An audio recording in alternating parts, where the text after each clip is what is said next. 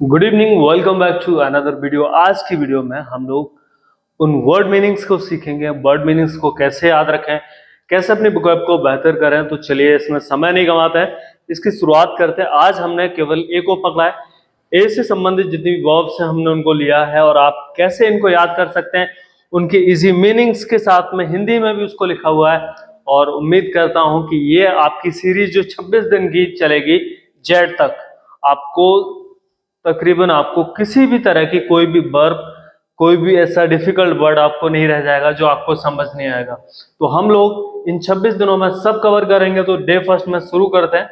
तो चलिए देखते हैं, ठीक है। यहां पर जब हम बात करते हैं बच्चों, फर्स्ट है हमारा अपेंडिक्स। अपेंडिक्स का मतलब है किसी भी चीज को एंड में जोड़ा जाए, जिसका अर्थ है परसिस्ट कहते हैं। अगर किसी भी चीज को किसी रो के एंड में जोड़ा जा रहा है तो उसका मतलब क्या है, उसको अपेंडिक्स बोलेंगे। और उसको इंग्लिश में क्या बोलेंगे, added in the and.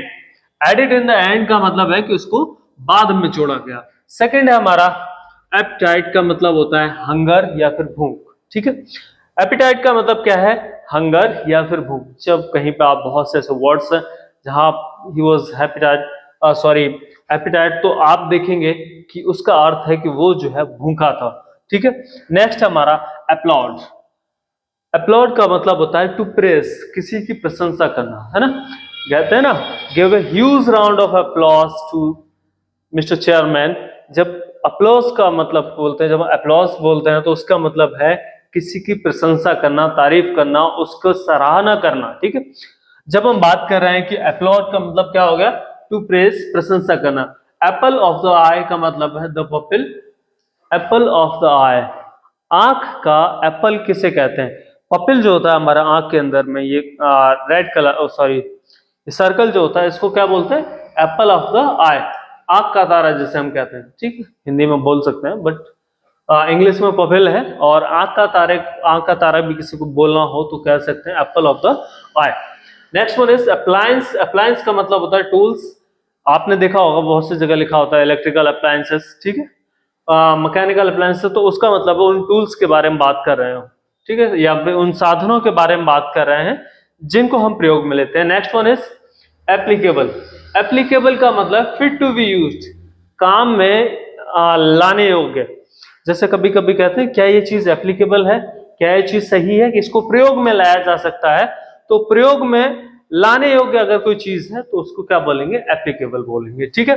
Next one is application. Application का मतलब होता है फॉर्मल रिक्वेस्ट, अर्जी लगाना, ठीक। जैसे आप किसी को एक एप्लीकेशन दे रहे हैं, लेटर लिख रहे हैं, तो एप्लीकेशन का मतलब वो फॉर्मल है। वहां पे आप ये नहीं है कि आप अपने फ्रेंड को लिख रहे हो तो वो लेटर हो सकता है, इनफॉर्मल लेटर हो सकता है।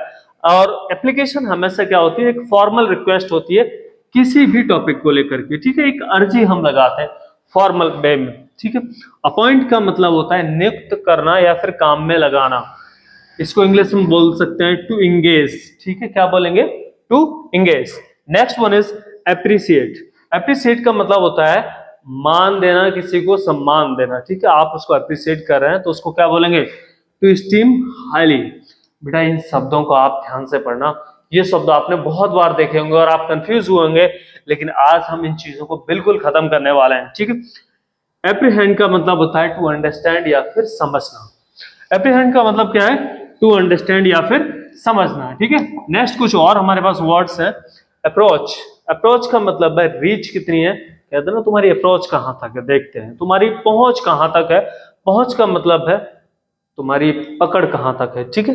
तो अप्रोच का मतलब है तुम्हारी रीच कहां तक है। Next one is appropriate. आपने देखा होगा बहुत सी बार जब आप एग्जाम देने जाते हैं तो वहां लिखा होता है चूज द एप्रोप्रिएट ऑप्शन। तो उसका मतलब है कि आपको जो है उचित ऑप्शन का चुनाव करना है। उचित का मतलब है जो उस क्वेश्चन के हिसाब से फिट बैठ रहा है, जो फिट है उसको आपको चुनना है। तो एप्रोप्रिएट का मतलब है फिट बैठना किसी भी चीज का, ठीक है। अप्रूवल। अप्रूवल का मतलब है मंजूरी। कोई भी चीज अप्रूव होती है तो उसको क्या बोलते हैं, मंजूरी। एक और वर्ड है जिससे हम अप्रूवल को जानते हैं, दैट इज सैंक्शन, ठीक है। जब हम बोलते हैं कि ये चीज सैंक्शन करा दें, ये चीज सैंक्शन करा, जैसे होता है ना कि प्रधान जी रोड सैंक्शन कराएंगे, मतलब रोड की मंजूरी लेंगे, ठीक है। कोई ठेकेदार साहब कोई सी काम की, बिल्डिंग का, मकान का, रोड का पुल का कभी भी अप्रूवल भेजते हैं तो उसका अर्थ ये है कि भाई उसकी मंजूरी ली जा रही है, ठीक है। Next one is approximate. Approximate का मतलब होता है लगभग, नियरेस्ट, ठीक है। तो वो तो कितना होगा, अप्रोक्सीमेट 80 होगा। मतलब जैसे कोई संख्या आपकी 78 है, 78 है, तो वो किसके लगभग है, नियरेस्ट किसके है, 80 के नियरेस्ट है। तो अप्रोक्सीमेट कितनी होगी, वो 80 बोलेंगे उसको, ठीक है। एपीटी। एप्ट का मतलब होता है फिट। फिट का मतलब क्या है, योग्य है वो, ठीक है। एप्ट का मतलब है फिट। एक्वा। एक्वा का मतलब होता है वाटर, ठीक है। एक्वा गार्ड देखा होगा आपने, लिखा हुआ एक्वा फ्रेश लिखा देखा होगा, है ना। तो एक्वा का मतलब क्या, वाटर। एक कौन है, एक्वामैन भी है, ठीक है। तो एक्वा को एक और वर्ड से जानते हैं, दैट इज वाटर, और वाटर को हिंदी में क्या बोलते हैं, जल बोलते हैं बच्चों, ठीक है। Next is architect. आर्किटेक्ट कौन होते हैं, जो घर बनाते हैं, बिल्डिंग्स बनाते हैं, हाउस मेकर होते हैं। तो घर बनाने वालों को क्या बोलते हैं, आर्किटेक्ट। आर्डेंट। आर्डेंट का मतलब होता है उत्सुक, इज वेरी आर्डेंट। तो उसका मतलब है कि वो जो है बहुत उत्सुक है। KEEN, कीन का मतलब भी क्या है हमारा, बहुत उत्सुक होना होता है, ठीक है।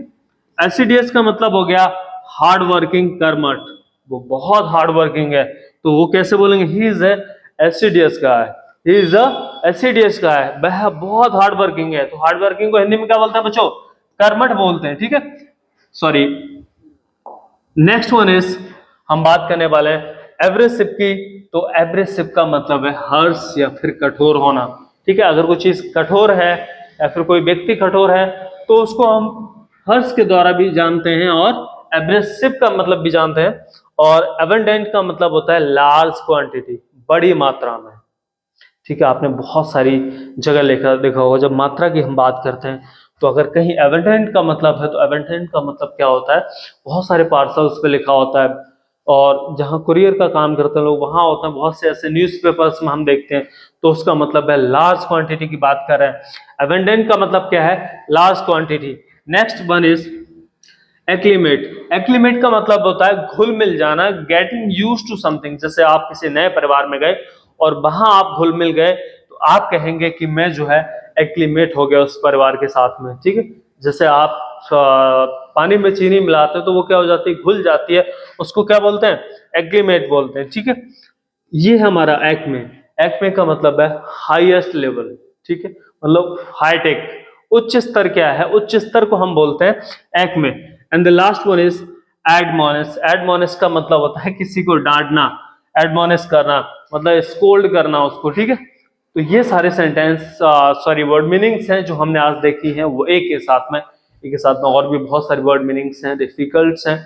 तो वोकैब तो बहुत बड़ी है, लेकिन जो डेली यूज में हम लोग लेके आते हैं उनको आज हमने देखा है, कल हम लोग 20 से देखेंगे, and will continue to the day 26। ठीक है, उम्मीद है आपको वीडियो पसंद आएगा। Thank you for watching the video, have a good day.